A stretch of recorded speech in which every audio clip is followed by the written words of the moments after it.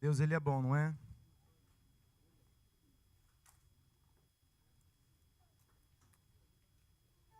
Em momentos como esse, a gente não sabe nem como se comportar.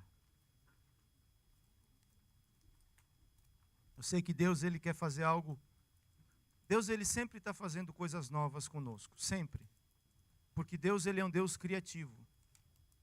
Todo dia, pela palavra dEle, Ele nos mostra que é o seguinte: esse é o dia que o Senhor fez. Alegrai-vos e regozijai-vos nele hoje.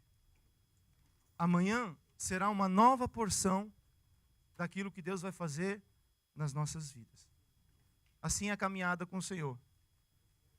É o maná no deserto, né? Tem uma colheita diária. Fala para a pessoa que está do seu lado: querido, tem uma colheita diária. Todos nós estamos colhendo a nossa colheita diária, que é o maná, o pão vivo dos céus. O maná, ele alimentava o povo no deserto. O único alimento que o povo tinha era o quê? Maná. Exclusivamente maná. Quem não gostasse de maná, o que acontecia? Não comia. Criança enjoada que não queria comer maná, o que acontecia com ela? Só tem maná. Pergunta para a pessoa que está do seu lado, fala assim: só tem maná.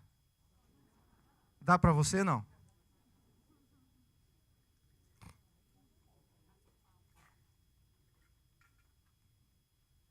Só tem maná. Tem gente que dá aleluia, tem gente que fala assim: só maná? Se o pastor Márcio estivesse aqui, ele falaria: não tem outra coisa não? Né? O pastor Márcio gosta de maná. Eu estou com meu coração muito alegre. Por quê? Porque o que transforma a nossa vida realmente é o maná com a presença de Deus. É o pão da terra, que é a palavra que Ele tem nos dado, com o pão do céu que desce e é manifestado entre nós. É isso que faz a diferença na igreja. É isso que faz com que a igreja seja transformada. Quem convence é o Espírito Santo. Estava conversando com o pastor Márcio essa semana. Falei: homem de Deus, eu estou começando a cansar de reunião. Acho que a gente precisa mudar um pouco a estratégia. Porque reunião não muda a vida de ninguém. O que muda a vida das nossas vidas é quando o Espírito Santo fala ao nosso coração. Aí você volta para a tua esposa, se pede perdão. Você volta no teu discipulador, se pede perdão. Se volta nos relacionamentos e pede perdão. Porque você quer ter comunhão com Ele. É tão bom, que Moisés ficou 40 dias e 40 noites. Moisés não queria mais descer, não. E o povo lá embaixo fala assim: Moisés já era, perdemos o líder, né? Porque o líder foi lá para a presença de Deus e não quer voltar mais. E Deus teve que empurrar Moisés para a terra de novo. Vai para a terra de novo, Moisés, tem um propósito. Né? E Moisés, quando ele chega lá embaixo, as pessoas ficam impactadas pela expressão de Deus através do homem. Né? Chegou um ponto que Moisés teve que colocar um véu no rosto por causa da glória, da presença do Senhor. Mas essa glória do Velho Testamento, ela vai desvanecendo, essa glória não transformava, ela mostrava a Deus. Por isso que a glória da segunda casa, que é do Espírito Santo, essa sim, essa de fé em fé e de glória em glória, nós somos transformados à imagem e semelhança do nosso Deus.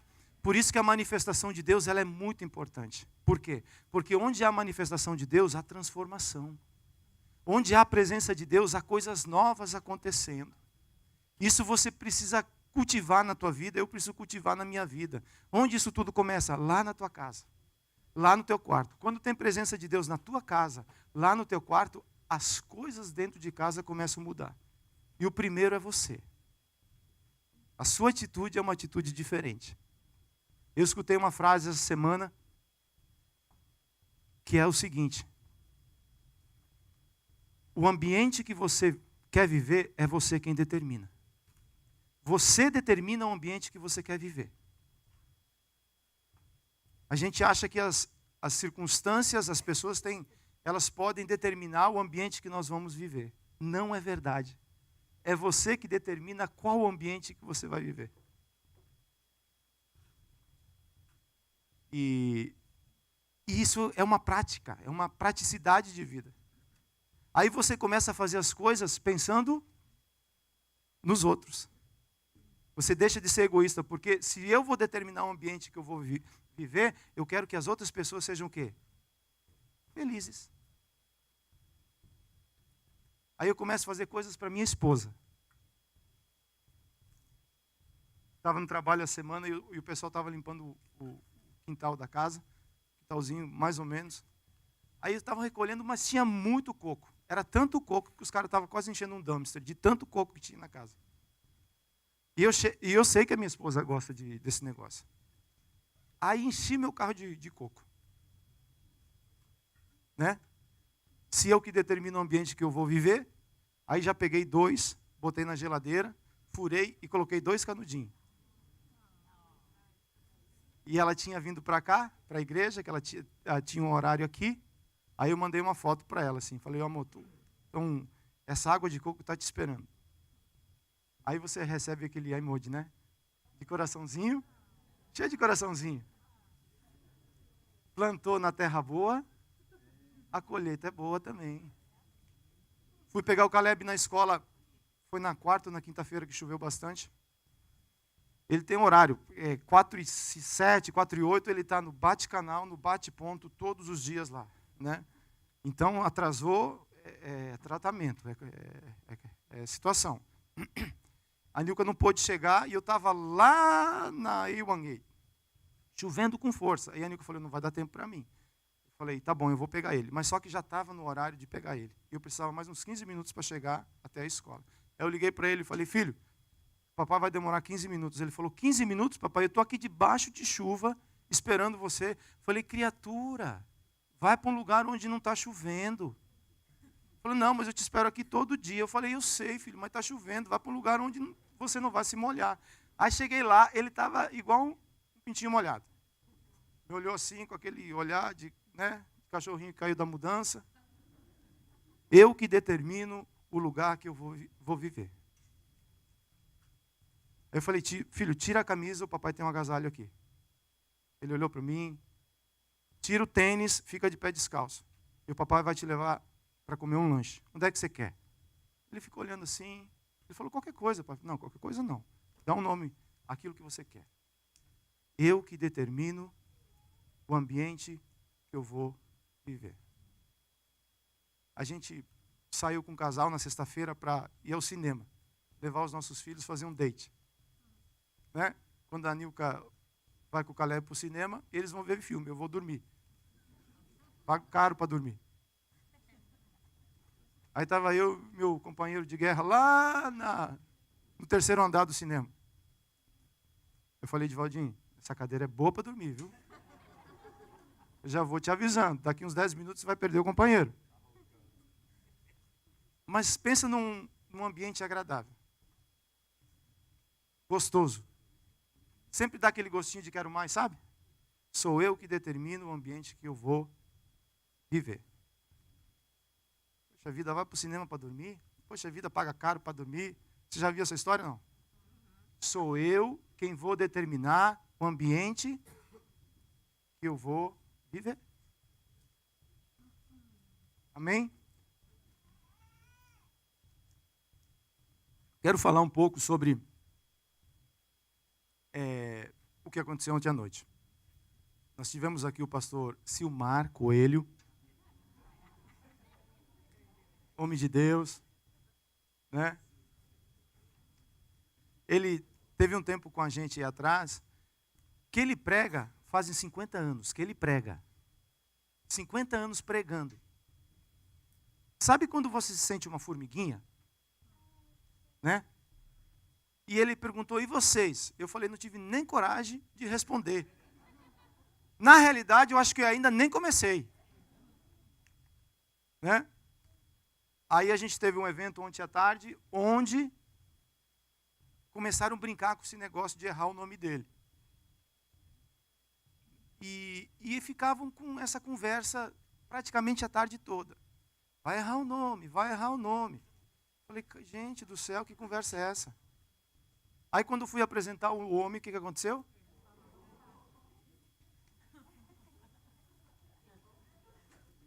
Eu falei, aquela porta está longe, ele estava aqui do meu lado. Essa daqui vai ficar muito complicado por causa das câmeras.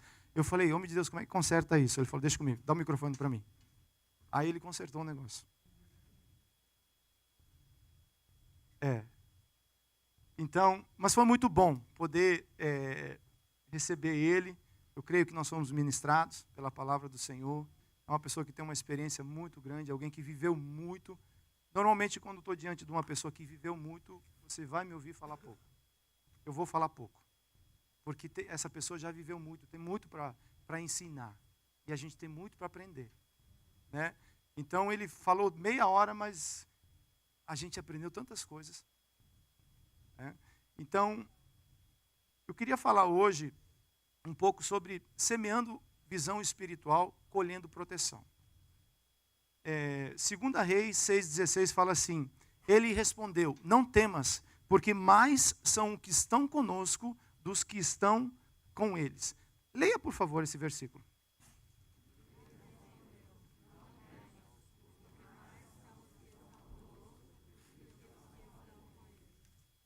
Nós vivemos no mundo material. Você está sentado numa cadeira. Todos estão me vendo? Sim, né? Glória a Deus. Nós vivemos no mundo material. Temos que pagar conta. Tem que ter uma casa para morar. Tem que ter um trabalho. Isso tudo faz parte do seu dia a dia. Você é um ser corpo, alma e espírito. Então as coisas materiais fazem parte da sua vida. É inerente. Enquanto nós estivermos aqui na terra, as coisas materiais vão fazer parte do nosso dia a dia. Pegar filho na escola, o que é isso? Parte do seu dia a dia. Fazer comida é parte do seu dia a dia. Porém, nós precisamos entender que existe um mundo espiritual. E o mundo espiritual, ele interfere diretamente no seu mundo natural. Diretamente. Qual que é o problema? O problema é que muitas vezes nós vemos o mundo natural, porém não vemos o mundo espiritual. Vocês me conseguem ver com os olhos naturais, né? Que é um dos 5 sentidos. Sim ou não? Visão, tato, olfato, paladar e audição. Então você consegue me ver por um dos sentidos que Deus te deu. Graças a Deus, você consegue, né? Ver é bom demais. Ver é bom demais. Sim ou não? Eu estava lendo um pouco sobre as pessoas que são deficientes, elas não conseguem ver. Elas têm deficiência visual. São muitas as dificuldades que uma pessoa dessa passa. A gente viu nas Olimpíadas as pessoas que foram para a Olimpíada dos deficientes. Então, eles praticam esporte com a deficiência, né? Porque existe um esforço muito grande. Mas ver é bom demais. Você poder ter todo esse processo acontecendo na sua vida é um motivo de nós agradecermos a Deus. A palavra de Deus fala que as misericórdias do Senhor, elas se renovam a cada manhã. Misericórdia nova. Por que a misericórdia tem que se renovar? Porque a misericórdia é algo que eu tinha um castigo sobre mim. E por causa desse castigo, eu tinha que ser disciplinado por causa desse castigo. Aí a misericórdia de Deus é eu não receber aquilo que eu merecia. E Jesus, ele traz a misericórdia falando assim, pela sua conduta, pela sua maneira de ser, você precisaria e precisa ser disciplinado. Mas a minha misericórdia, mais uma vez, se renova sobre você. E é a causa de nós não sermos Não é porque eu e você nós somos bons. Nós somos terra e pó. E para lá todos nós vamos voltar. Mas de glória em glória o nosso corpo está sendo transformado. Até um dia nós termos o corpo glorificado. Mas isso é uma caminhada. Isso é um processo. Por isso que o mundo espiritual, nós precisamos entender ele um pouco. Na realidade, muito. Por quê? Porque o que você está vendo hoje vai determinar onde você vai chegar amanhã. E o mundo espiritual, ele precisa ser claro nas nossas vidas, porque senão a gente não sabe para onde a gente está indo. É verdade ou não é? Quando acontece uma situação que envolve relacionamento, se nós não sabemos o que fazer, nós vamos usar a nossa visão natural. Visão natural só traz problema. Argumento natural só traz problema. E como nós somos bons com esse negócio de argumentar. Né? Você vai para uma situação já com todos os argumentos planejados. E aí não tem visão espiritual aberta. Por quê? Porque nós estabelecemos o reino do homem. Nós estabelecemos a vontade própria. Na vontade própria, não há justiça de Deus atuando. E isso, eu vou fazer uma leitura aqui, vocês têm no boletim de vocês, a partir de 2 Reis, capítulo 6, é uma leitura um pouco longa, mas eu gostaria que vocês me acompanhassem aí, que fala o seguinte: ora, o rei da Síria estava em guerra contra Israel. Depois de reunir-se com seus conselheiros, disse: montarei o meu acampamento em tal lugar. Eles estavam o quê? Fazendo o quê? Guerra. Todas as pessoas que fazem guerra têm estratégia. E a gente vai falar sobre batalha espiritual, um pouco hoje também. Né? Nós fizemos estratégia para tudo. Quando você vai viajar, você monta o quê? Uma estratégia. Né? Quando se muda de casa, que você quer morar em tal lugar, você faz o quê? Não monta uma estratégia? Então, nas coisas naturais, nas coisas do nosso dia a dia, nós montamos essas estratégias.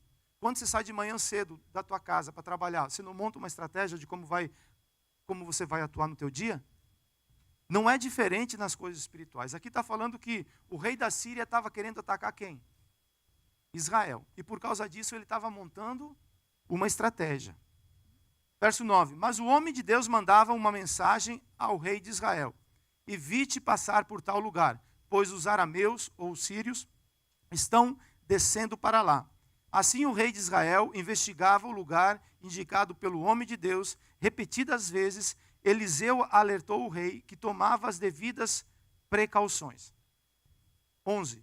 Isso enfureceu o rei da Síria, que, convocando os seus conselheiros, perguntou-lhes: vocês não me apontarão qual dos nossos estão do lado do rei da Síria? Respondeu um dos conselheiros, de Israel, desculpe. Respondeu um dos conselheiros: nenhum de nós, majestade. É Eliseu, o profeta que está onde? Que revela ao rei de Israel até as palavras que tu falas em teu quarto. Ordenou o rei: descubra onde ele está, para que eu mande capturá-lo. Quando lhe informaram que o profeta estava em Dotã, ele enviou para lá uma grande tropa com cavalos e carros de guerra. E eles chegaram de noite e cercaram o quê? Mais uma estratégia de guerra. Quem vai atacar vai querer ser visto? Não. Então, por que o exército da Síria fez a investida à noite? Né? 15. O servo do homem de Deus levantou-se bem cedo pela manhã e, quando saía, viu que uma tropa com cavalos e carros de guerra havia cercado a cidade. Então ele exclamou: ah, meu senhor, o que faremos? O profeta respondeu: não tenha medo. Não tenha medo. Fale: não tenha medo. Aqueles que estão conosco, pode repetir, aqueles que estão conosco são mais numerosos do que eles. Verso 17. Eliseu orou: Senhor, abre os olhos dele para que ele veja. Então o Senhor abriu os olhos do rapaz, que olhou e viu as colinas cheias de cavalos e carros de fogo ao redor de Eliseu. Quando os arameus desceram na direção de Eliseu, ele orou ao Senhor: fere esses homens de quê? Então ele os feriu de uma cegueira, conforme Eliseu havia pedido. Verso 19, Eliseu disse, este não é o caminho, nem esta é a cidade que procuram. Siga-me, eu os levarei ao homem que vocês estão procurando. E o seguiu até a cidade de Samaria. Assim que entraram na cidade, Eliseu disse, Senhor, abre os olhos desses homens para que possam ver. Então o Senhor abriu os olhos e eles viram que estava dentro de Samaria. 21. Quando o rei de Israel os viu, perguntou a Eliseu, devo matá-los, meu pai? Devo matá-los? E ele respondeu, não. O rei costuma matar prisioneiros que captura com a espada e o arco. Ordena que lhes sirvam comida e bebida. Deixe que voltem ao seu senhor. 23. Então o rei preparou-lhes um grande banquete. E terminando eles de comer e beber, mandou-os de volta ao seu senhor. Assim as tropas da Síria pararam de invadir o território de Israel. Coloque a mão sobre essa porção da palavra que você recebeu. Ore comigo, fala, Senhor Deus, a tua palavra me diz que tudo aquilo que eu ligo na terra é ligado nos céus. Tudo aquilo que eu desligo na terra, eu desligo nos céus também. Eu conecto o meu coração na terra para receber uma colheita nos céus. Fala conosco nessa manhã.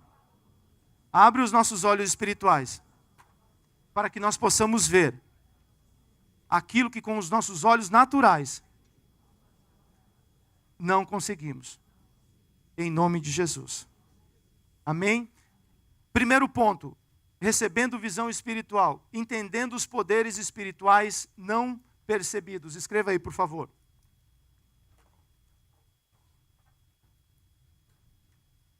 Nem tudo o que você vê é só o que existe. Vou repetir. Nem tudo o que você vê é só o que existe. Sabemos que existe um mundo espiritual que precisa ser discernido e compreendido.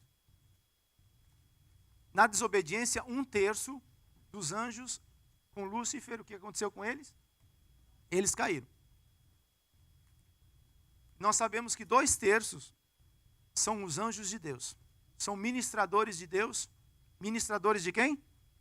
Quem dá ordem a anjo é quem? Deus. Então essa história de homem dá ordem ao anjo na terra, isso é conversa furada. Quem ordena anjo, os anjos estão a serviço de Deus para a igreja. E 2/3 deles estão a serviço da igreja. Porém, nós precisamos entender que a nossa luta não é contra carne e nem sangue. Mas esse 1/3 caído se tornaram principados, potestades e dominadores deste mundo. O príncipe deste mundo, ele cegou o entendimento espiritual para que as pessoas possam ver e não venham discernir. Mas existe lá no capítulo 6 de Efésios, a estratégia de como igreja, como é que nós podemos atuar nisso daí. Esse é um ensinamento que é muito importante para nós.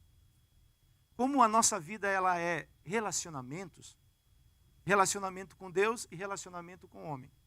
Você não pode ter um bom relacionamento com Deus e não ter um bom relacionamento com o homem. Isso é conversa furada.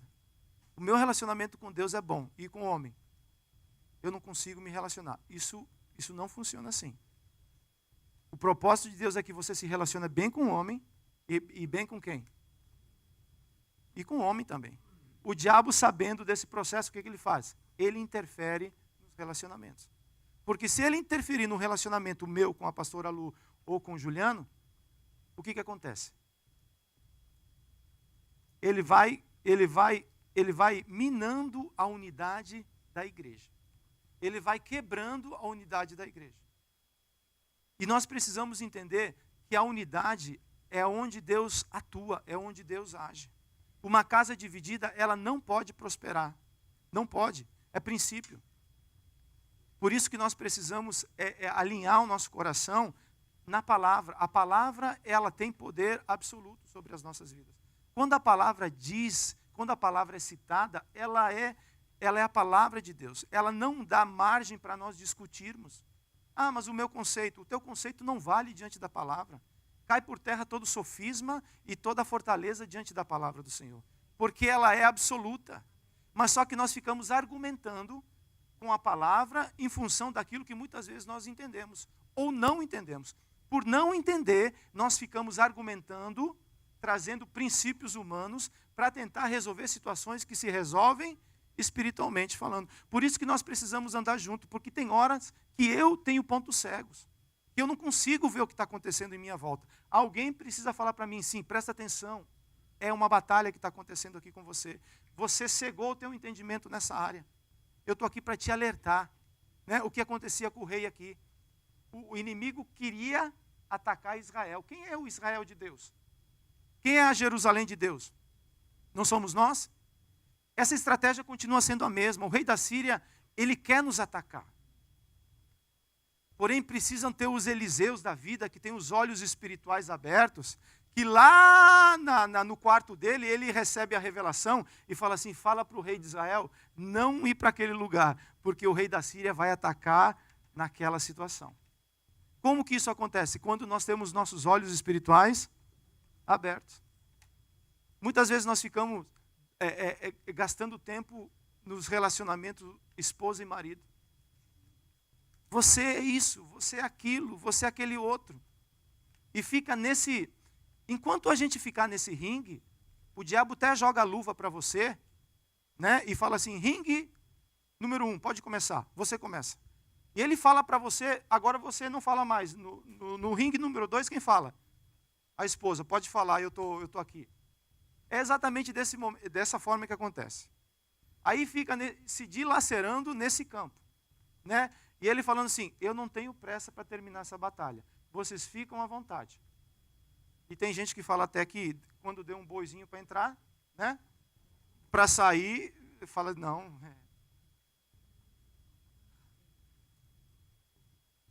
E a pessoa que é boa de argumento? Eu gosto. Para falar nisso, deixa eu falar, né? Eu tenho que falar, o meu sentimento é real. Eu tenho que falar, deixa eu falar. Sim, queridos, eu sei que você tem que falar. Todos nós temos que falar, muito mais as mulheres. E o sentimento, ele é real. Mas você não pode falar tudo o que você pensa. Com muito amor eu falo isso para você. Se você falar tudo o que você pensa, sabe o que é isso? Isso é falta de sabedoria espiritual. Você vai ferir as pessoas, você vai machucar as pessoas. Isso vai trazer um outro desdobrar. Nós podemos falar o que nós precisamos falar, sim, mas em amor. A sabedoria, ela traz conhecimento, porém só o que edifica é o amor. Eu posso trazer uma palavra fera, você pode trazer uma palavra fera, mas se o coração estiver ferido e não tiver o amor para regar essa terra que se chama coração, não vai entrar. O que edifica é o amor. O maior problema que enfrentamos é quando não entendemos o mundo espiritual e achar que o nosso inimigo tem nome de gente. O irmão tal, ele não é teu inimigo, gente. Posso falar algo para vocês? O irmão Marciano, ele não é o teu inimigo. Acredite em mim. Nós estamos aqui para fazer a mesma coisa. Mas você me errou comigo. Sou homem falho. Eu restituo, sem problema eu restituo. Eu não quero e não devo ser, e nem vice-versa. Quando você pensa na pessoa, você fala assim, que pessoa, não vou falar, né? Aí você fala assim, puxa vida, essa pessoa, ela não é o teu inimigo. Não gaste forças tentando batalhar essa batalha. Esse é um entendimento que, como igreja, nós precisamos sair daí.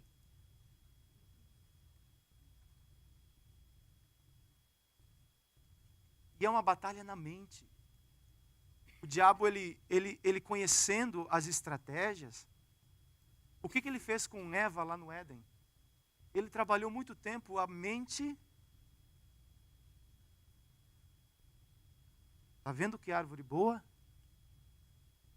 Está vendo que árvore agradável aos olhos? Onde é que o inimigo estava trabalhando?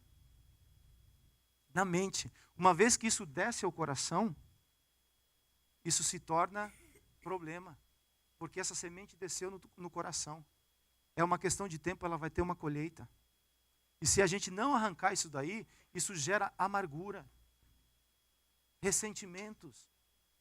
E aos poucos, nós morremos espiritualmente falando, por quê? Porque são obras da carne. E o teu inimigo não tem nome humano. Você tem um inimigo que se chama capiroto, diabo. Esse é o teu inimigo e esse é o meu inimigo. Porém, Jesus Cristo na cruz do Calvário, ele já venceu ele. Você já é mais do que vitorioso em Cristo Jesus. Porém, as armas que vencem essa batalha, elas são espirituais. Palavra de Deus, oração, coração quebrantado. Pare de argumentar em nome de Jesus. Perca você. Perca você. Deixa a tua esposa ganhar vantagem sobre você uma vez. Na segunda você traz ela para a realidade. Isso vai fazer com que nós iremos determinar o ambiente que nós vivemos. Que igreja você quer formar? Que igreja você quer participar? Qual é a igreja que você quer fazer parte? Qual é? Essa é uma resposta que nós precisamos fazer. Quem vai determinar isso é quem? Nós. Nós determinamos o ambiente que nós vamos ter aqui dentro. Através dos nossos relacionamentos. E os olhos espirituais, quando se abrem para isso, nós começamos a ver coisas que elas são maravilhosas. Quando não discernimos o mundo espiritual, sofremos as consequências aonde? Nos nossos relacionamentos. É onde o inimigo atua, nos relacionamentos. Ele destruindo o relacionamento, ele enfraquece a igreja. Quando ele elimina o relacionamento do casamento, ele enfraquece a igreja que se chama casa. A gente estava falando na intercessão hoje. Lembra o ano passado que a gente falou o ano todo? Construindo a igreja, a casa é edificada ou é construída. Quando a casa é edificada, a igreja se torna o quê? Forte. Uma igreja com famílias fortes, a igreja se torna poderosa. Nós saímos ontem para jantar com o pastor Silmar Coelho, e você percebe rapidinho que a casa dele é uma casa forte. Ele não precisa falar. Você percebe que a igreja dele, por isso que ele tem um ministério de envergadura. Porque a casa é uma casa por 50 anos. 50 anos de casado. E a gente tem sido redundante nesse negócio. Nós vamos falar até perder a voz. A casa é a tua prioridade. A verdadeira unção, ela nasce dentro de casa. É onde Deus começa a fazer coisas dentro da nossa casa. Onde você pega teus filhos orando. Onde você pega os teus filhos lendo a palavra. Onde, em nome de Jesus, um dia você vai se pegar orando. Você se pega assim, fala assim, onde é que você vai? Ali, já volta. É você que vai ter que fazer isso. Se nós quisermos ser vitoriosos, as armas elas são... Se você conhecer o teu inimigo, se você não conhecer o teu inimigo e não te conhecer, sabe quantas batalhas você vai vencer? Nenhuma. Se você se conhecer e não conhecer o teu inimigo, ora se vai ganhar e ora se vai perder. Porém, se você se conhecer e você conhecer os teus inimigos, a palavra diz que você já é mais do que vitorioso. Você vai saber como atuar. Queria chamar um vídeo agora, por favor.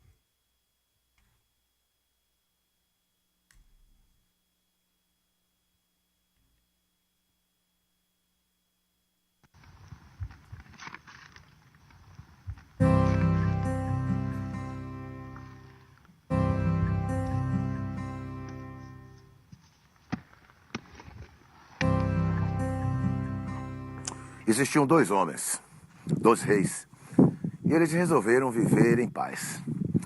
Eles se reuniram em um campo e começaram a discutir os termos dessa trégua. Só que atrás de uma moita existia um cidadão que ficou conhecido como o vendedor de armas.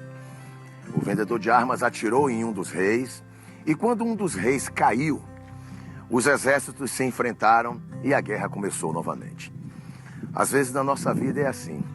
Nós estamos vivendo em paz com a nossa família, estamos vivendo em paz com os nossos amigos, mas atrás de uma moita sempre tem um vendedor de armas. Mas atrás de uma moita sempre tem alguém que vai atirar e a gente não vai saber de onde veio o tiro e vai acabar entrando em guerra com alguém que a gente queria paz. Vigia, meu irmão. Toma cuidado com o vendedor de armas. O vendedor de armas é o diabo e muitas vezes ele usa alguém para tentar destruir os nossos acordos de paz. O vendedor de armas é o diabo. Ele é o único que senta na arquibancada e torce para os dois times perderem. Ele torce para que os dois lados sofram. Fica firme, meu irmão. Toma cuidado. O Espírito de Deus encheu a nossa vida de graça para vivermos em paz, para vivermos em harmonia. Que Deus te abençoe. Que o Senhor te guarde e que o vendedor de armas não encontre espaço na sua casa, não encontre espaço na sua vida, não encontre espaço nos seus negócios, não encontre espaço nos seus relacionamentos. Que Deus te abençoe em nome de Jesus.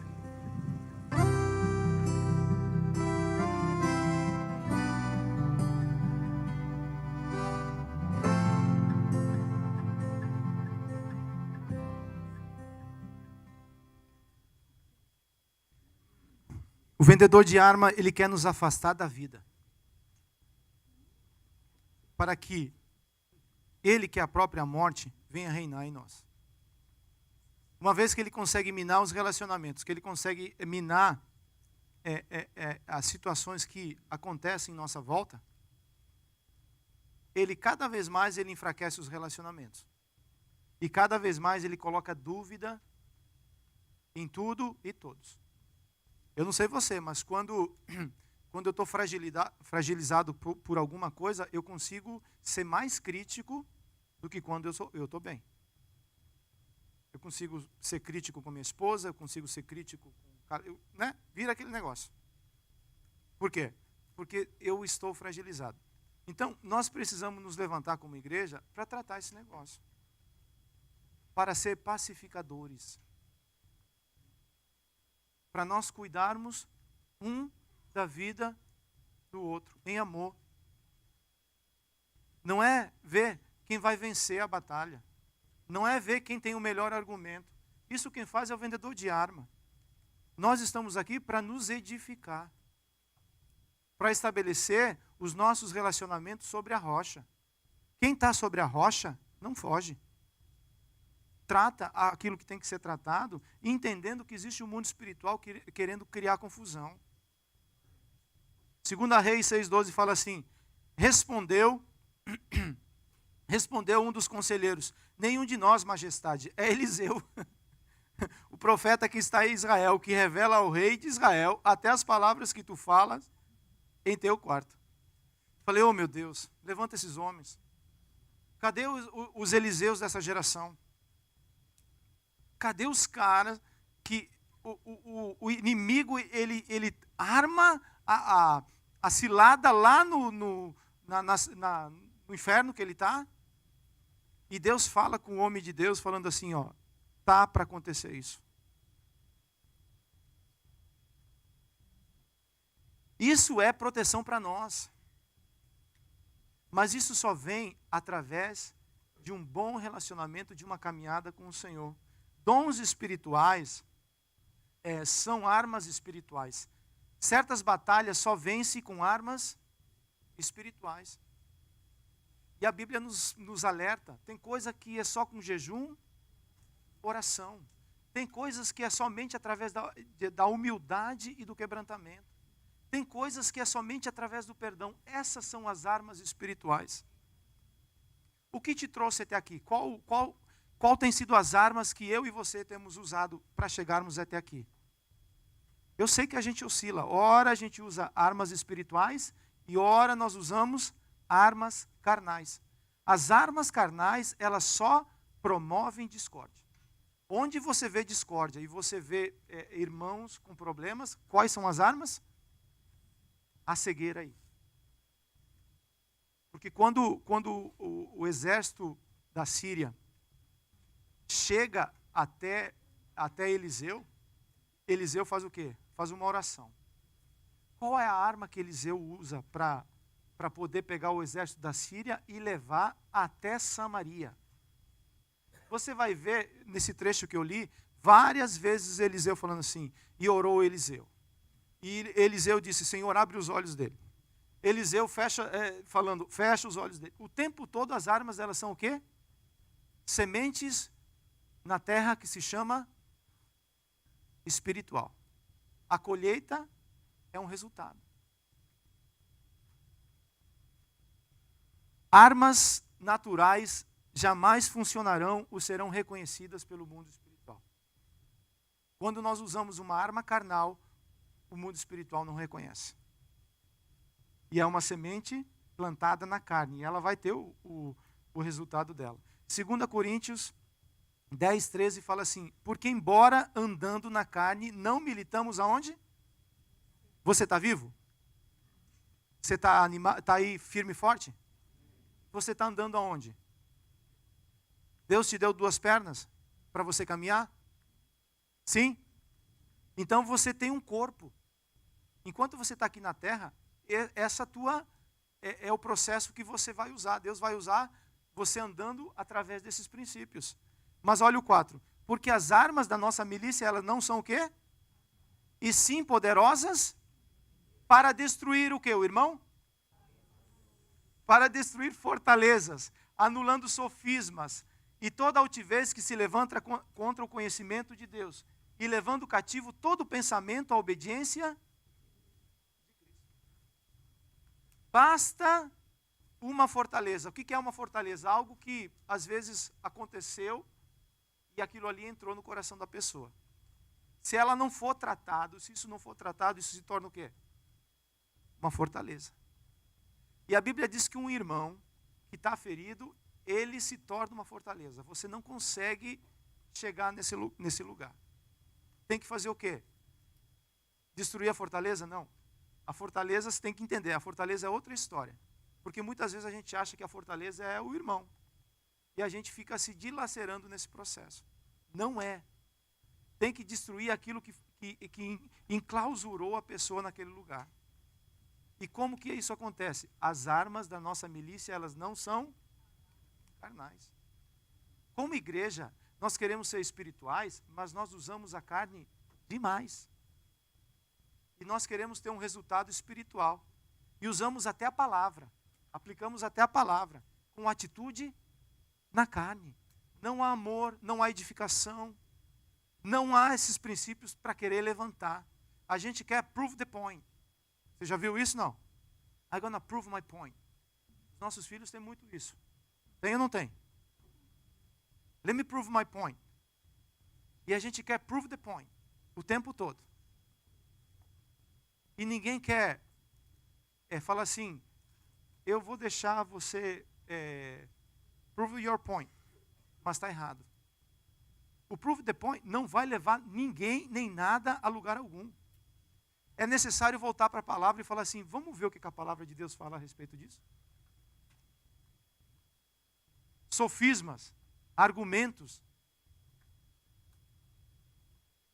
E todo pensamento levado cativo à obediência.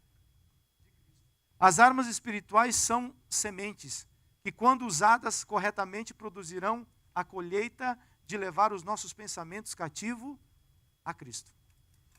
Ponto 2. Quando só vemos os problemas deste mundo. 2 Reis 6,15 fala assim, o servo do homem de Deus levantou-se bem cedo pela manhã e quando saía, viu uma tropa com cavalos e carros de guerra.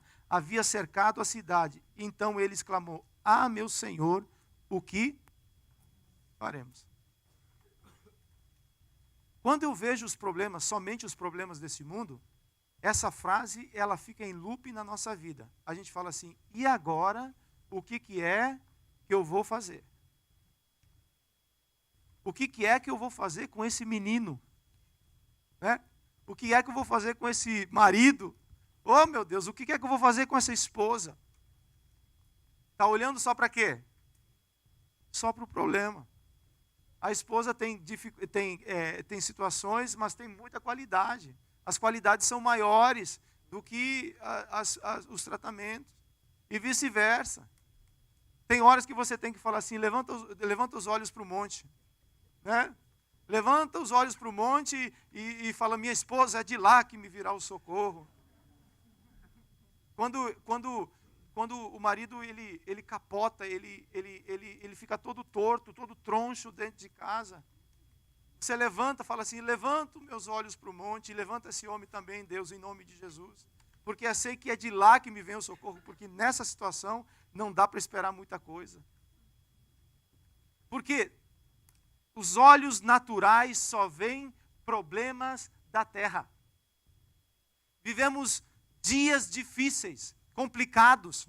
E se nós não tivermos os nossos olhos espirituais abertos, nós vamos ficar dentro da igreja olhando só para a terra. Só para as circunstâncias que estão em nossa volta. Seja a questão imigratória, seja um relacionamento que está no processo, seja a questão financeira que ainda não chegou onde você quis. É problema. Né? No mundo nós vamos ter. Enquanto nós estivermos aqui na terra, vai ter o quê? Não precisa ter pressa para resolver problema. Quando se termina de resolver um, o outro está. Então não te desespera. Não te desespera para resolver problema. Porque enquanto nós estivermos aqui, vão existir problemas. Esse não é o ponto. O ponto é, como é que eu vou atuar, como é que eu vou agir nesses processos. Se eu consigo ter entendimento, se eu consigo ver o que a palavra fala a meu respeito, eu tenho uma expectativa diferente. O nome Geazi significa visão de vale. Geazi, o servo de Eliseu, o nome dele significa visão de vale. Toda vez que Eliseu chamava Geazi, ele chamava o quê? Fala comigo. Ao invés de ser Geazi, era o quê? Visão de vale. Vai fazer isso. Não dava certo com visão de vale. Fazendo as coisas espirituais com visão de vale, não funciona. Querer estabelecer o reino de Deus com visão de vale, não dá certo. Querer edificar a igreja com visão de vale, não funciona. Querer fazer com que a esposa seja transformada com visão de vale, não dá certo. Né?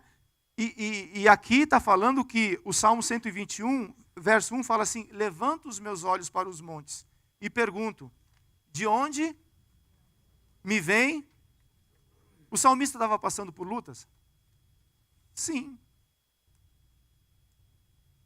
Mas ele levanta os olhos para onde? Quando nós passamos por lutas, qual que é a nossa dificuldade? Qual que é a nossa atitude? Nós fugimos do relacionamento, entramos numa caverna, que nem fez Elias, ou nós temos a capacidade de falar assim, eu vou levantar meus olhos para o monte, porque Deus vai trazer socorro sobre a minha vida. Às vezes nos vemos cercados de problemas e o nosso coração se inunda de dúvidas e adversidades. Você já se pegou naquele dia que você fala assim, poxa, que dia difícil, onde parece que tudo dá errado? Não é que tudo está dando errado. Deus está permitindo exatamente a circunstância ser do jeito que ela tem que ser para ver qual é a sua. Na dificuldade, nós buscamos a Deus ou nós buscamos os nossos próprios recursos? Quem sou eu e quem é você? Como nós agimos na dificuldade? O salmista ele tinha a capacidade de fazer o quê? Levantar os olhos para o monte e buscar o Senhor. É aí onde nós temos resposta. É aí onde as coisas mudam. É aí onde as circunstâncias são transformadas. Por quê? Porque o Senhor entra nesse processo. 2 Crônicas 2, 20, 12, a parte B fala assim, pois não temos força para enfrentar esse exército imenso que vem nos atacar. Não sabemos o que fazer. Tem horas, querido, que você não sabe o que fazer. Eu estava com um casal semana passada. Não foi semana passada. Não vou falar semana porque talvez fale assim, sou eu. Não é você. Um desses dias. Eles estavam apresentando uma situação que eu falei, não para eles, né? Porque eles falam assim, meu Deus, onde é que eu vim? Eu vim buscar ajuda, ele também não sabe o que fazer. Eu falei, Deus, eu não sei o que fazer nesse negócio. Tem horas que isso vai acontecer na vida. E essa resposta, ela não está aí de propósito. É porque você precisa buscar. Essa resposta está onde? Está em Deus. Tem muitas coisas que nós não temos respostas ainda, porque nós não buscamos em Deus a verdadeira maneira de como resolver isso daí. E Deus espera, Deus ele é paciente comigo e com você. Porque a resposta, ela vai trazer em você um entendimento diferente. Os céus têm resposta para você. Sabe o que você está passando? Sabe a dificuldade que está acontecendo? Sabe quem tem resposta para você? O Senhor.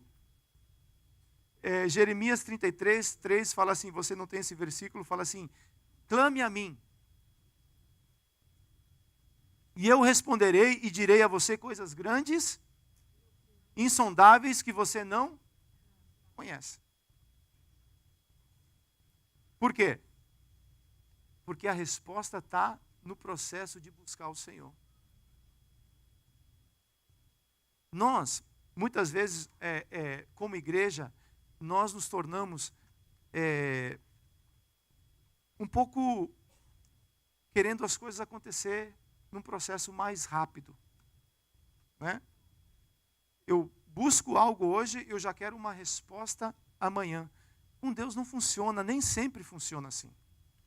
Porque existem os processos que Deus está trabalhando na nossa vida. E clamar a Deus começa com um reconhecimento que somente Deus pode fazer. Porque Deus ele te deu dons, ele te deu capacidade, ele te potencializou para você viver o propósito dele. Ele já colocou isso em você, já está aí. Mas o grande desafio para nós é aonde e como que eu vou viver isso.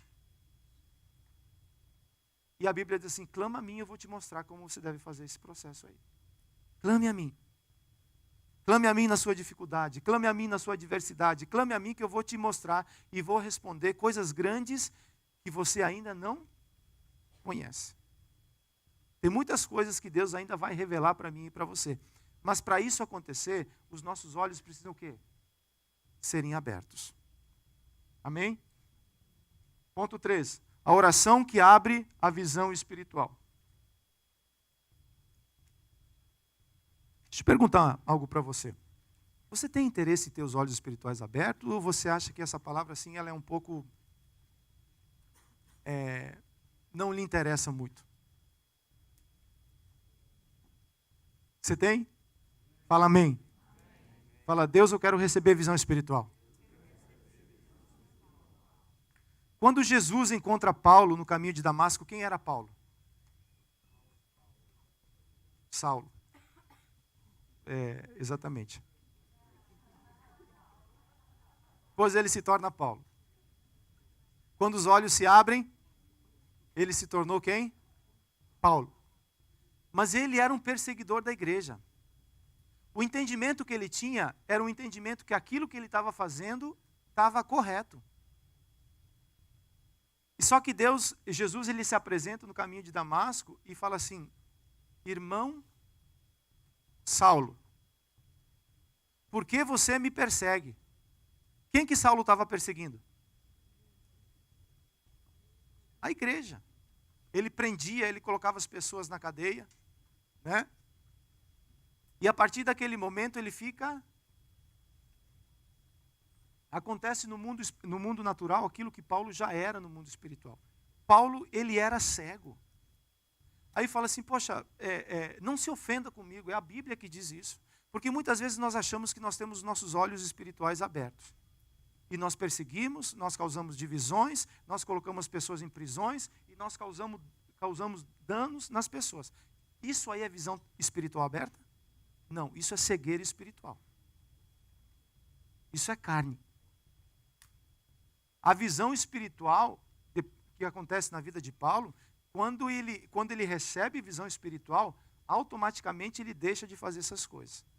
E começa a viver um momento diferente.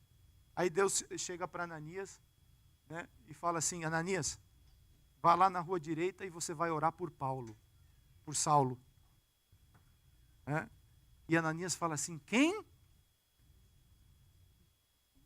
Ele é um perseguidor da igreja. E Deus fala para Ananias: ele para mim é um vaso escolhido. Todo grande homem de Deus, começando em Abraão, pode passar todos eles tiveram uma visão espiritual. Todos eles um dia, os seus olhos foram abertos. Para quê? Para poder discernir o mundo espiritual e para começar a andar nesse caminho. A nossa luta não é contra carne e nem sangue. A nossa luta é contra principados e potestades. E nós precisamos discernir essas coisas. Estevão, né? Quando ele teve a visão, quem estava lá apedrejando Estevão? Saulo. A Bíblia fala que as roupas de Estevão foram jogadas aos pés de Saulo. Um perseguidor. Mas Estevão, ele fala uma frase que ela identifica alguém que tem os olhos espirituais abertos. Né? Ele fala assim: Deus, perdoa, porque eles não sabem o que eles estão fazendo. Segunda Crônicas 20:12 fala assim: pois não temos força para enfrentar esse exército imenso que vem nos atacar. Não sabemos o que fazer, mas os nossos olhos se voltam para ti. O rei Josafá, como salmista, estava passando por vários problemas no mundo natural, porém decidiu levantar os olhos e buscar o Senhor. É nesse lugar espiritual que há a restauração da visão. O que eu vejo hoje determina onde eu vou chegar amanhã. Né? Nós estamos com os nossos jovens aí, firme e forte. E nós cremos que Deus vai fazer algo maravilhoso na vida deles. Você crê nisso? Fala amém. Porque hoje é o meu filho, amanhã é o seu filho que vai estar aí, sendo edificado pela vida deles. Mas isso só vai acontecer quando os olhos espirituais deles forem abertos. Quanto mais cedo isso acontece, mais rápido eles vão andar. A Bíblia fala de Timóteo que cedo, com 17 para 18 anos, ele foi ungido ao ministério. Né? Por quê? Porque os olhos foram abertos. E Paulo depois teve que alertar ele. Falou: teus olhos já foram abertos. Não feche os olhos, não deixe que a cegueira te pegue de novo, não. Porque Timóteo, por ser novo, os caras queriam fazer o quê? As velhinhas queriam fazer com que Timóteo parasse de perseguir, de continuar o ministério. Prosseguir. Né? Então, o Salmo 121 fala assim: levanto os meus olhos para os montes e pergunto, de onde me vem o socorro? O meu socorro vem do Senhor, que fez os céus. O que o Senhor fez? O que você precisa que Deus faça na sua vida? O Senhor fez o quê? Os céus e a terra. O que é que você precisa que Deus faça na tua vida? O Criador dos céus e da terra, que fez todas as coisas, por acaso há alguma coisa difícil demais para Deus? Claro que não. Claro que não. Verso 3. Ele não permitirá que você tropece. O seu protetor se manterá alerta. Sim, o protetor de Israel não dormirá, ele está sempre alerta. O Senhor é o teu protetor, como sombra que o protege. Ele é a sua e ele está à sua direita. 2 Reis 6,17 fala assim: e orou Eliseu. O que Eliseu fez mais uma vez? Falando assim: Senhor, abre os olhos dele para que ele veja. Então o Senhor abriu os olhos do rapaz, que olhou e viu as colinas cheias de cavalos e carros de fogo ao redor de Eliseu. Aqui Eliseu podia falar assim: você já fez o MAP? Né? MAP não, porque não era casado. Mas você já passou pelo cura? Você já fez o GI? Apostila modelo, você já conhece? Eliseu fez isso? Muitas vezes nós fizemos isso. Eliseu fez o quê? Orou, falando: Deus, abre os olhos espiritual para que ele possa ver.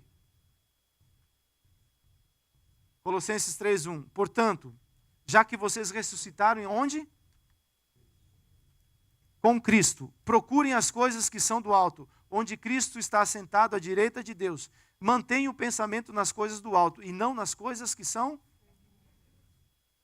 Nós somos especialistas em manter os nossos olhos aonde? Aqui na terra. Retirar os olhos das lutas é olhar firmemente para Jesus. A Bíblia fala de Pedro, que Jesus envia a eles e ficam praticamente um tempo e depois vai atrás dos discípulos. Quando Jesus começa a se aproximar do barquinho que os discípulos estavam, Pedro fala assim, os discípulos falam assim: ih, rapaz, é um fantasma que está vindo sobre as águas. Né? E Pedro ousadamente fala assim: quem é você? E Jesus fala assim: sou eu, Pedro. Quem que pode andar sobre as águas? Quem é que pode andar sobre as águas? Somente eu, Pedro. Aí Pedro fala assim: se é você mesmo, libera para mim andar sobre as águas. E Jesus falou: o quê? Vem andar. O limite está em você. Aquilo que você quiser fazer no Senhor, sabe onde está o limite? Em você. O teu Deus é o Deus todo-poderoso. Não há limites para Deus. Aí Pedro sai do barco e olha para quem? Dentro dos olhos de Jesus. E ele estava firme e forte.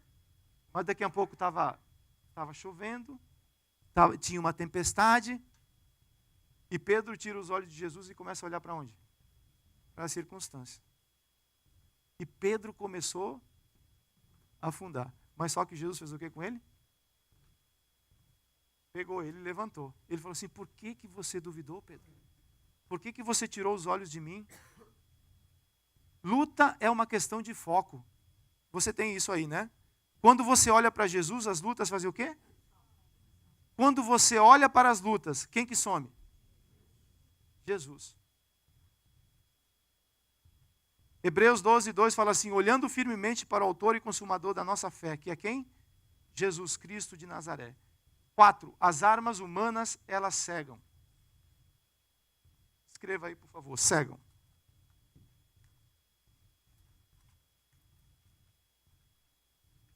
Geazi, ele era um discípulo de quem? Eliseu foi discípulo de quem? Quantos milagres Elias fez? Eliseu.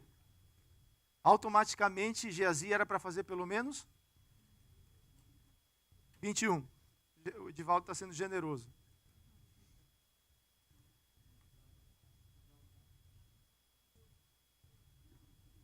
O pessoal está determinando a unção de Geazi.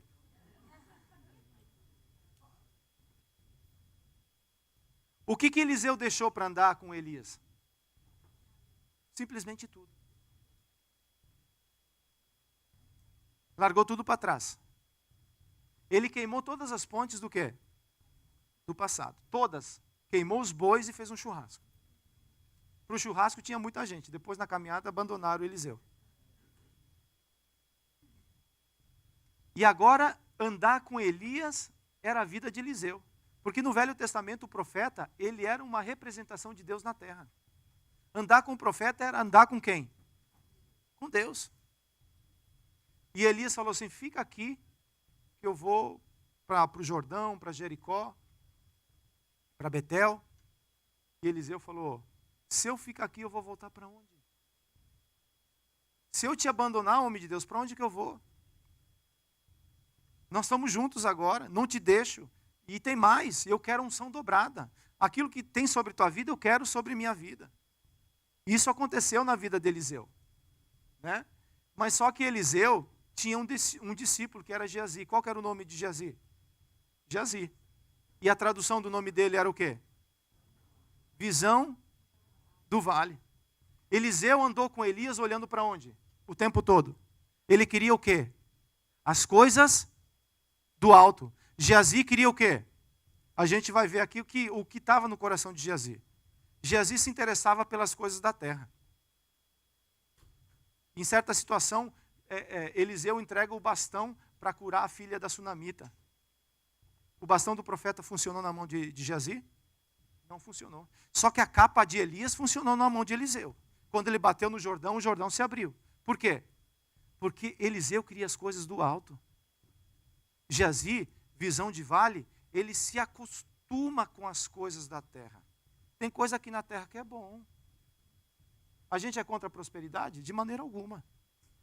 Que Deus te abençoe e te faça próspero aqui nessa terra. Mas não deixe ter visão de vale. Não deixe que essas coisas façam de você uma pessoa visão de vale, que só olha para as coisas. Você já viu, desculpe a expressão pobre minha, galinha, como que ela olha? Só buscando o alimento aonde? Para o chão, ela só olha para o chão. Nós precisamos levantar os nossos olhos, porque é do alto que nos vem o socorro. E não deixar que as nossas armas humanas nos seguem. Qual é a diferença entre Eliseu e Geazi? Qual que é a diferença? Por que o bastão não funcionou na mão de Geazi, o bastão de Eliseu? Porque Eliseu enviou ele para fazer o quê? Para curar, para ressuscitar aquele menino que tinha morto. Por que tem algumas coisas que funcionam bem na mão de alguns, as coisas espirituais, e outras coisas que não funcionam na mão de outros? Por quê? É uma pergunta que a gente tem que nos fazer. Né? O bastão espiritual que Deus tem nos dado tem funcionado na minha mão?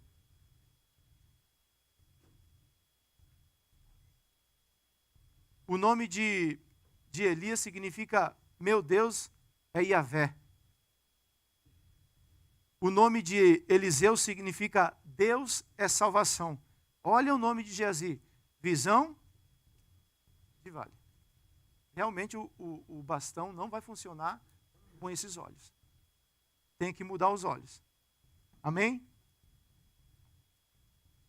Eliseu envia para ressuscitar o menino, em 2 Reis 4:29 fala assim: então Eliseu disse a Geazi: põe a capa por dentro do cinto, pegue o cajado e corra. Se você encontrar alguém, não cumprimente. E se alguém o cumprimentar, não responda. Quando lá chegar, ponha o meu cajado sobre o rosto do menino. Mas a mãe do menino disse: juro pelo nome do Senhor, e por tua vida que se ficares, não irei. Então ele foi com ela. Geazi chegou primeiro e pôs o cajado sobre o rosto do menino, mas ele não falou nem reagiu. Então Geazi voltou para encontrar-se com Eliseu e disse: o menino não deu certo. A estratégia não funcionou. Não funcionou. Alguma coisa, esse bastão não está na minha mão, ele não floresce. Né? Não funcionou. Por quê? Porque o coração de Geazi estava voltado para as coisas da terra. Quando o nosso coração está voltado simplesmente para as coisas da terra, essas coisas que mexem, que realmente fazem e trazem a verdadeira felicidade ao coração do homem, elas não funcionam. Aí, o reino de Deus dá certo aqui, mas não dá certo aqui. Por quê? É o mesmo reino. Qual que é a diferença? Qual que é a diferença? A terra de Geazi era diferente de Eliseu. A semente provavelmente teria sido a mesma semente, mas a terra era diferente. Olha o que fala aqui. Eliseu cura Naamã e rejeita a capa e os tesouros. Geazi vai atrás das coisas que são materiais. E aqui eu estou encerrando essa palavra para nós orarmos. Né? A gente sabe da história de Naamã. Ele era o general da Síria. Olha de novo a Síria aí. E eles levaram cativo o povo de Israel. Só que na casa de Naamã tinha uma serva que era do povo hebreu. E Naamã, ele era um poderoso general, mas ele era o quê? Leproso. E a serva dele fala assim, vai lá em Israel, tem profeta lá em Israel. O profeta que está lá em Israel pode curar a tua lepra. E Naamã vai, o rei dá uma carta para ele, só que ele vai bater lá no palácio de Israel. E o rei de Israel fala assim, sou eu Deus para te curar? Eliseu fala assim, manda ele para mim, para que ele saiba que tem profeta em Israel. Pode mandar ele para mim. Aí ele chegou lá em Naamã, na casa de Eliseu. Naamã achava que Eliseu ia fazer todo um escargalhaço, porque ele era um grande general. E Eliseu fala assim, vai lá fora e pede para ele se banhar 7 vezes no rio. Tem coisas que Deus faz com a gente que não faz sentido.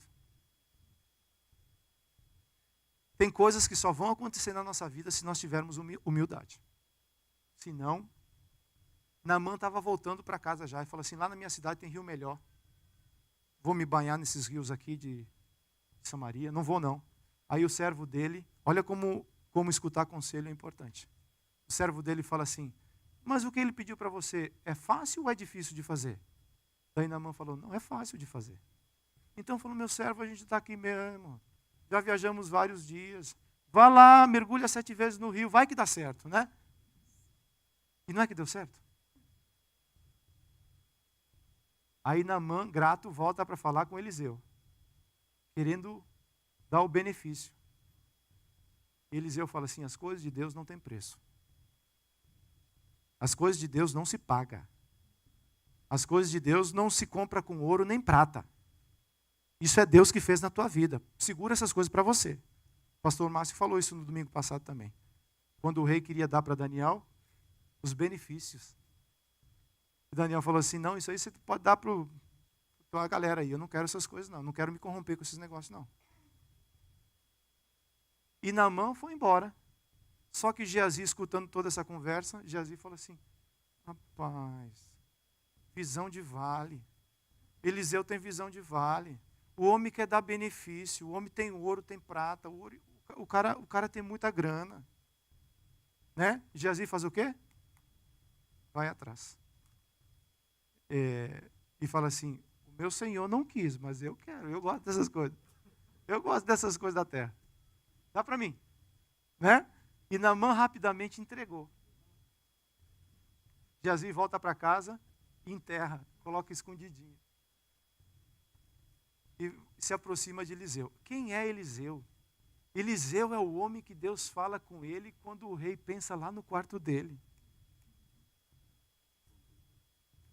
E Eliseu fala para Geazi o seguinte, o meu coração não estava contigo quando você foi pegar essas iguarias do rei lá?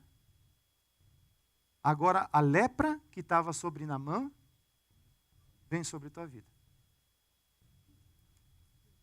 E sobre a tua descendência. Por causa do quê? A pessoa que era para receber a unção triplicada, muito maior do que Eliseu, se tornou o quê? Por quê? A visão sempre foi uma visão fechada. Quem nós queremos ser? Você está aqui na terra, se Deus for generoso, 70, 80 anos. Depois disso é enfado e cansaço. Nós precisamos ter os nossos olhos nas coisas espirituais, que elas são eternas. Precisamos criar um tesouro aonde? Nos céus. Porque esse tesouro não tem traça e não tem ferrugem, estraga. Não gaste a tua vida para adquirir riqueza somente aqui nessa terra. Isso tudo vai passar. Nós precisamos abrir os nossos olhos para fazer o que tem que fazer aqui na terra, mas levantar os olhos para o monte e falar, Deus, me dá a visão de reino para mim fazer algo para o Senhor e um dia chegar diante de Ti e não estar com mãos vazias. Passar uma vida toda com visão de vale, com uma visão que não muda nada. E como que nós podemos fazer isso? Atos 9:10, eu queria chamar o pessoal do louvor, a gente está encerrando. Paulo, um dia ele teve a visão espiritual aberta. Paulo, um dia ele viu o Senhor no caminho de Damasco. E a partir desse momento que a visão espiritual foi aberta, a vida dele nunca mais foi a mesma. Atos 9:10-12 fala assim: em Damasco havia um discípulo chamado Ananias. O Senhor o chamou numa visão: Ananias, eis-me aqui. Ele respondeu. O Senhor lhe disse: vá à casa de Judas, na rua chamada direita, e pergunte por um homem de Tarso chamado Saulo. Ele está orando. Numa visão, viu o homem chamando Ananias chegar e impondo-lhe as mãos para que voltasse a ver. 2 Coríntios 12:1, a colheita, olha a colheita de quem recebe uma visão espiritual. Você não tem esse versículo. Anote aí se você assim desejar. É necessário que eu continue a gloriar-me com isso. Ainda que eu não ganhe nada com isso, passarei as visões e revelações do Senhor.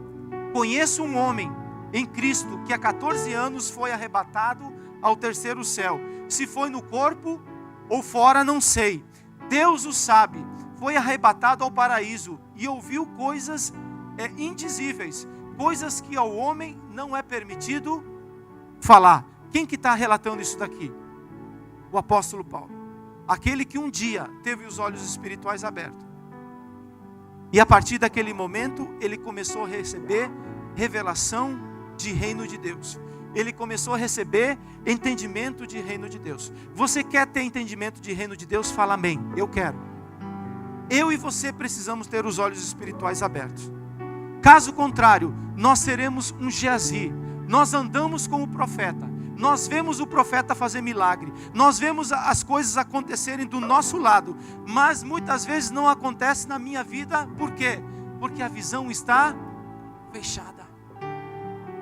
E Deus, Ele te criou para ter visão aberta sobre a sua vida. Ele quer comunicar com você. Ele quer falar com você. Ele quer relacionar com você. Deus fala conosco o tempo todo. Deus fala através de filme. Deus fala através da palavra. Deus fala através das circunstâncias. Um dia Deus falou até mesmo através de uma mulinha, de um jeguinho. Porque o profeta, o que aconteceu com o profeta? Ficou cego. E Deus usou um animal para falar com ele. Fala assim: eu não sou o teu animal, o animal. Você não anda comigo há muito tempo. Eu já fiz isso com você. Eu nunca parei no meio do caminho.